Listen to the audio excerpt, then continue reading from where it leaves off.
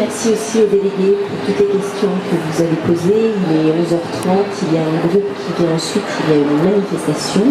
Donc j'aurais souhaité qu'on applaudisse les délégués pour les questions et les auteurs d'avoir volontiers, de s'apprêter au jeu de ce dialogue. Voilà, merci beaucoup. En question, oui, allez-y, applaudissez.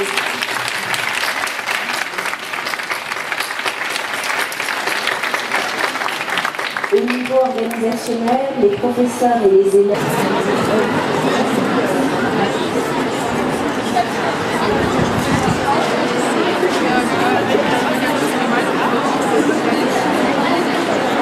Se libérer pour être parmi nous aujourd'hui. Alors très rapidement les règles du jeu. Donc on a conçu cette rencontre comme un espace d'échange entre les élèves et les auteurs. Vous avez à peu près 45 minutes. Je vais laisser donc le micro aux délégués donc, qui viennent de tous les lenders, donc 16 délégués qui sont en face de vous et qui vont vous poser les questions qui leur brûlent les lèvres, des questions que parfois ils se posaient hier et qui ressortaient au moment du Bundesjury. Voilà, je vous laisse un micro, vous organisez la parole. Pourquoi est-ce que vous avez choisi Sylvia comme le personnage principal? Parce que c'est elle qui perdait son père. Et c'est un roman qui est venu du fait que moi j'ai perdu mon père dans d'autres situations, mais je voulais faire vivre un personnage qui traversait ce moment-là. Voilà. Madame Leger, pourquoi avez-vous choisi le sujet d'analphabétisme? C'est un sujet très différent et pourquoi avez-vous choisi cette... de remonter très loin en arrière pour rencontrer des gens qui étaient très fâchés avec les livres. Donc il y avait ces deux raisons-là. Notre fin, en fait. On a trouvé que ce qu'il y avait un changement en fait. Si on tient compte du début et tout, le développement du roman, enfin le début. Pourquoi est-ce que vous avez choisi cette fin en fait?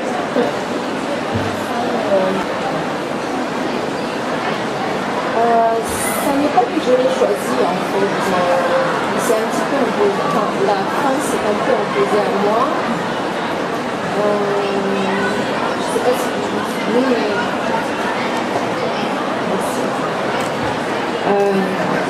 l'histoire est assez dure. Shaina a une vie difficile, un contact avec sa mère extrêmement difficile. Et au fur et à mesure du roman, on se rend compte donc qu'elle souffre de pauvreté, mais surtout de manque affectif de sa mère.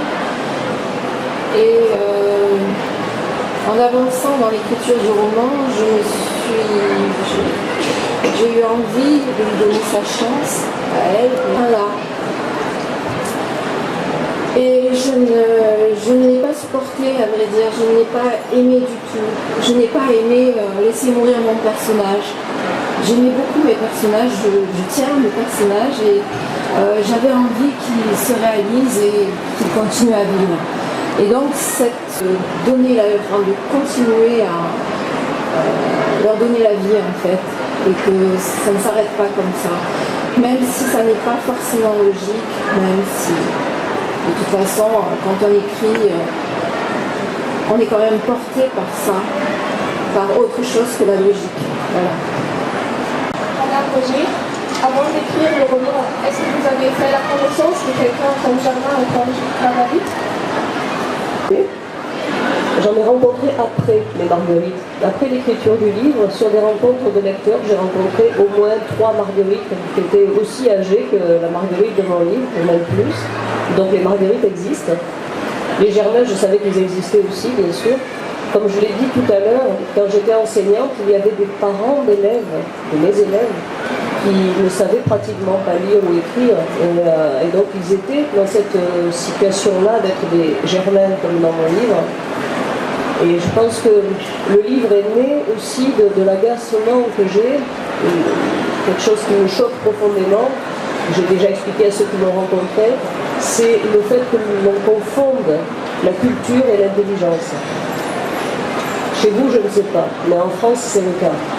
La culture et l'intelligence sont tellement liées dans l'esprit des gens que si vous n'êtes pas cultivé, vous n'êtes pas intelligent.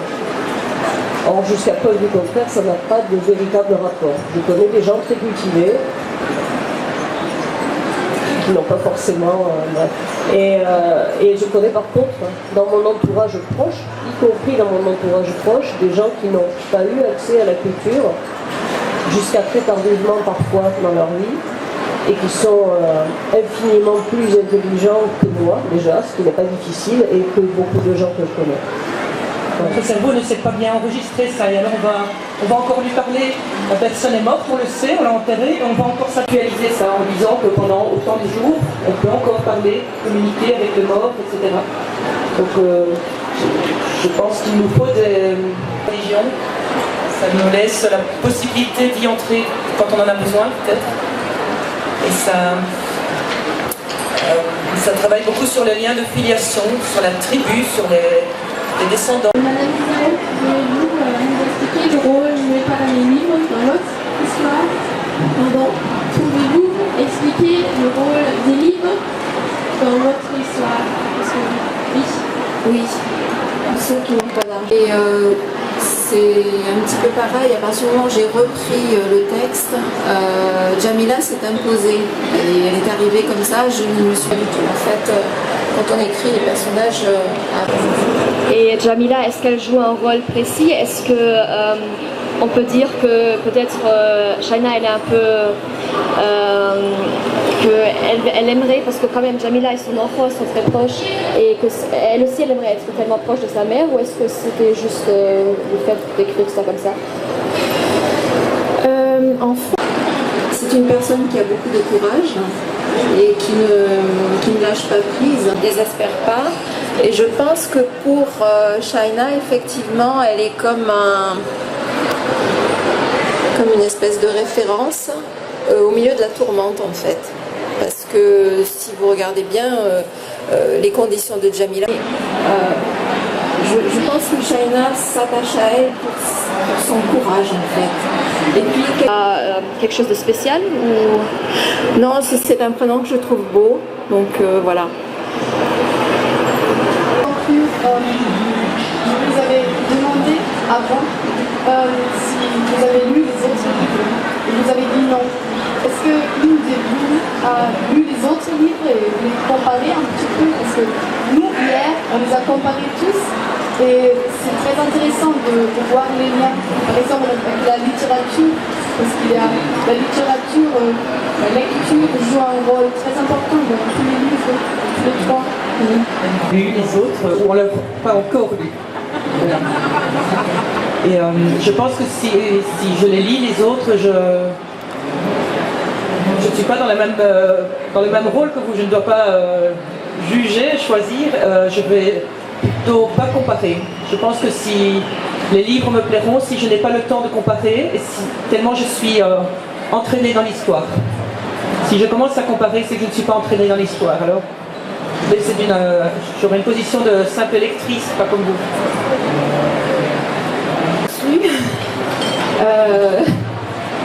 Je vais m'abstenir, enfin je ne peux pas vous donner d'avis sur tous les livres. Il y en a un que je n'ai pas lu encore. Mais l'un des livres m'a laissé une drôle d'impression parce qu'il se passe quelque chose au Japon en ce moment qui me touche beaucoup, et voilà, donc je me suis interrogée, je me suis posé la question, je me suis dit, mais est-ce que les lycéens allemands qui donc ont lu les 4 livres vont tenir compte de ce facteur de ce qui se passe, de ce drame? Voilà, mais c'est une question que je me suis posée. Je n'y ai pas répondu, je ne sais pas.